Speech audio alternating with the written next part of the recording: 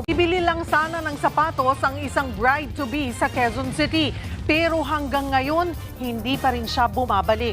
So she's alive, malinaw. So malinaw ang pinakita sa akin ng baraha na nahirapan siya magdesisyon. Ay pinakita sa akin ng baraha kanina na nagtatalo ang isip at puso niya.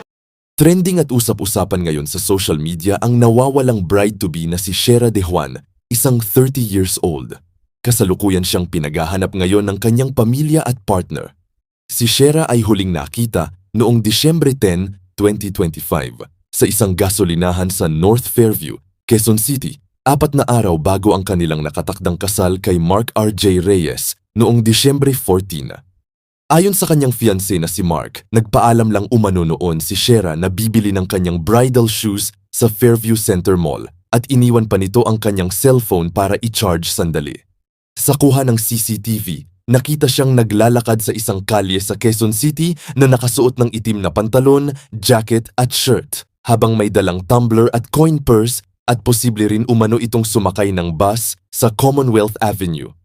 Ang Quezon City Police District o QCPD ay nagtatag ng espesyal na koponan para sa pagsisiyasat at naglunsad na rin sila ng metro-wide search para sa kanya.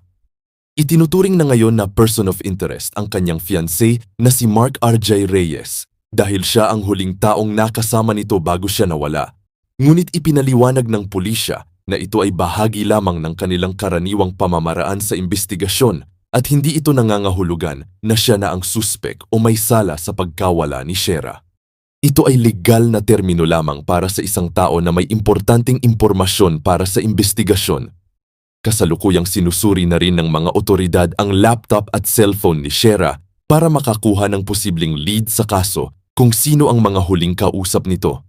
Sa ngayon ay wala pang matibay na indikasyon ng foul play at sinabi rin ng pulisya na malabo na ang kaso ay kidnapping dahil walang tumatawag sa pamilya para humingi ng kapalit.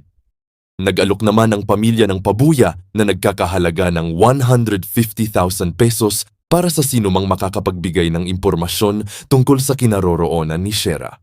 Lumapit na rin si Reyes para humingi ng tulong sa isang kilalang psychic dito sa Pilipinas na si Jay Costora, nakilala dahil sa kanyang mga prediction at readings. Sa Facebook post ni Jay Costura noong December 18, aniya, masasagot na ang katanungan sa nawawalang bride. Salamat sa pagtitiwala. Masasagot na ang daming katanungan, kabahan ang dapat kabahan, abangan, #MissingBride. Ngayong umaga ng December 19, na-upload na ang card reading sa nawawalang bride-to-be na si Shera. Ayon kay Jay Costora, nasa sa maayos na kalagayan si Shera kasama umano nito ang isang babae na tumutulong sa kanya ngayon.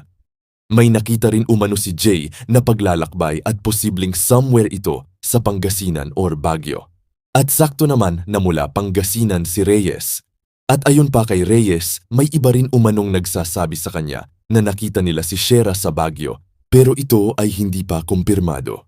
May nabanggit si Jay Costora na pangalan ng babaeng posibleng kasama ni Shera sa ngayon, pero hindi na ito isinapubliko para na rin sa proteksyon ng nasabing babae. Sa pagpapatuloy ng kanilang reading, malinaw umano sa baraha na walang third party na sangkot at ang pag-alis ni Shera ay kusa at planado na talaga. Ilang gabi na rin umano itong hindi makatulog dahil sa nagtatalo ang isipan nito. Marami pa umanong plano si Shera, pero napipressure ito sa kanyang partner at sa sitwasyon na feeling niya nagmamadali ang kanyang partner. Gusto muna kasi ni Shera na maging maayos sila at hindi muna sana ngayon ang kanilang kasal. Ayon naman sa nanay ni Shera, December 9 pa lang bago ang araw ng kanyang pagkawala, ay nagsabi ito sa kanya na nahihirapan umano siyang makapag-isip at makapagdesisyon.